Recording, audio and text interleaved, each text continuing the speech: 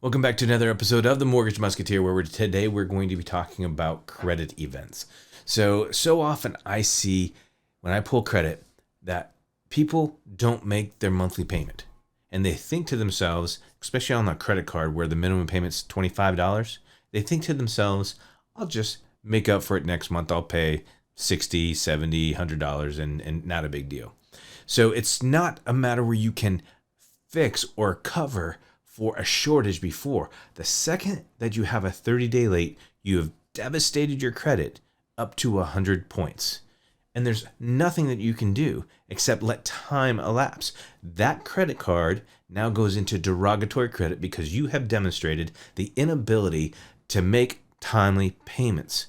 It is absolutely imperative that people understand that you cannot miss a monthly payment. If you miss a monthly payment, then it will have a long-term impact on your credit report, and it can stay there for up to 7 years. It's just this derogatory item that sits out there. Okay, so you have to understand that piece. The other thing that I see all the time is somebody will co-sign for a daughter or a relative or a friend even. It doesn't matter. If you co-sign for a loan, it is your debt. It doesn't matter who is actually paying it. It is your debt. It is on your debt to income ratio. And if they screw it up, if they don't make a payment, it is impacting your credit as well. All right. It is absolutely imperative that people understand the actions that they take and what goes onto their credit report has a long-term effect. Same thing as if you pay off a collection. If you pay off a collection, it does not go away.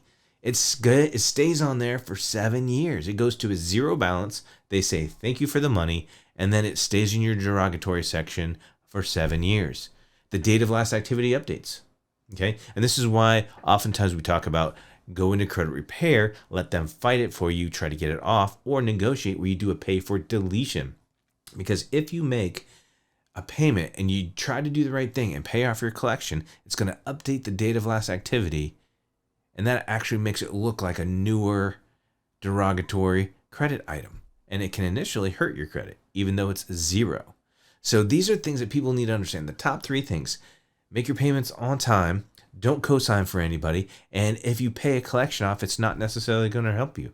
You need to go through credit repair of some sort in order to actually get that off of there. Now, there is the ability to pay it down to a zero and then try and do credit repair, but it depends on how big of a debt it is. And you should actually seek some professional advice before you make a payment. They may suggest that you pay it off. But the bottom line is, don't do it on your own. Seek help. Seek expert advice. And when you do that, you need to stick with it. I see so many people that go into credit repair and then they just give up right at the point at which it's going to have some type of positive impact. And they think to themselves, when I'm spending this money, it's not having any impact. Well, credit repair takes a while sometimes. And just think, it took you a long time to get into the mess. There's no magic bullet that gets you out of it right away. So stay steadfast, do the right thing, but more importantly, never miss a payment. And then you never have to worry about dealing with credit repair or derogatory credit. Hope this helps. If you have any questions, let me know. Super important. I see it every day.